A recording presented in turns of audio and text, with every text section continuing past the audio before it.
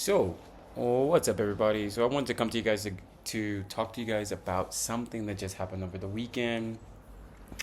And I was walking down the streets, and I was a neighbor of mine that I've seen a few times, and she is an African American girl or woman, sorry. And this time she actually spoke, and she was telling me about she was with one of her friends and a dog, and he's also an African American guy. And they both asked me like, how's my time here in Mexico. And of course, I tell them the truth. I'm like, hey, my time has been amazing here in Mexico. I really like it, but I'm also a person that stays to myself a lot. I'm not really often mingling too much, like outside of my gym and seeing the friends that I do have. I'm not really like a party person anymore. So I don't really get to go back and forth with like the BS. If I'm being honest, let's just be blatant. If I'm being honest, I don't really deal with the BS. I don't get to deal with interactions over and over and over where there may be something that is happening. And one of them told me that they had a very racist situation happen in Zocalo. And for me, I was wondering why somebody would call them a dirty black person, and what was the need for that. And it got me to thinking that some people do have the courage to speak on certain things, or not speak on certain things, to speak up to people a certain type of way when they feel that a person does not understand them. So, I'll explain. I think sometimes when it comes to Latinos, they can say hateful, racist things when they assume that you don't speak Spanish, which is why I speak Spanish.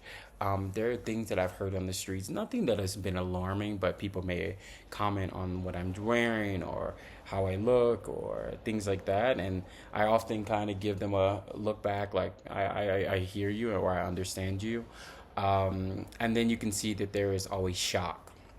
And it made me think about when my trainer at my gym told me, when Dorian was basically saying that when I first came into the gym and I started speaking Spanish, he said it was the first time that I had saw somebody black speak Spanish from America.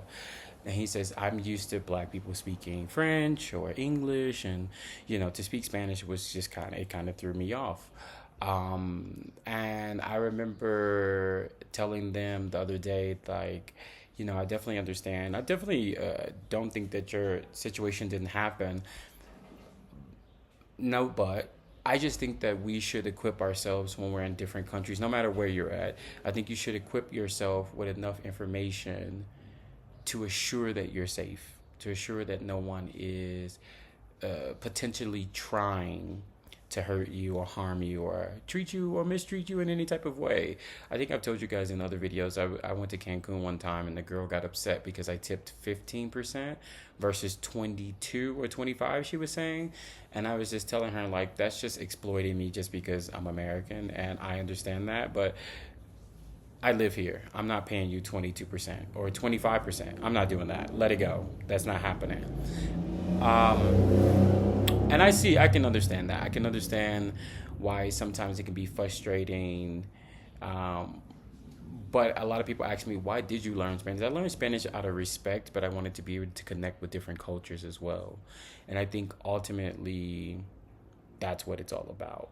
I think I was just telling one of my friends, Patricia, like, the racism is owed to me. The back and forth about you not being anti-black. Everybody's anti-black, especially in Latin America, North America, Europe.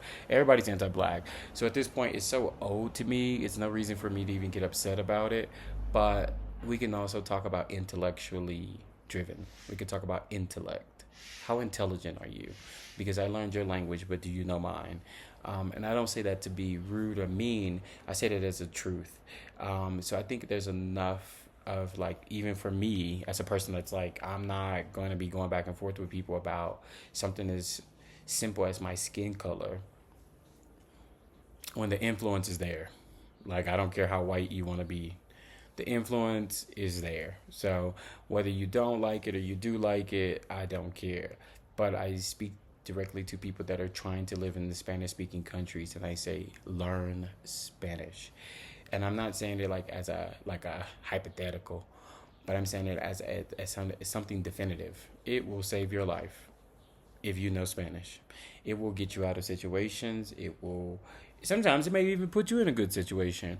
But to speak Spanish is amazing. I no longer go through the world trying to figure out if people like black people or if they don't. If you do, you do. If you don't, you don't. It does not bother me.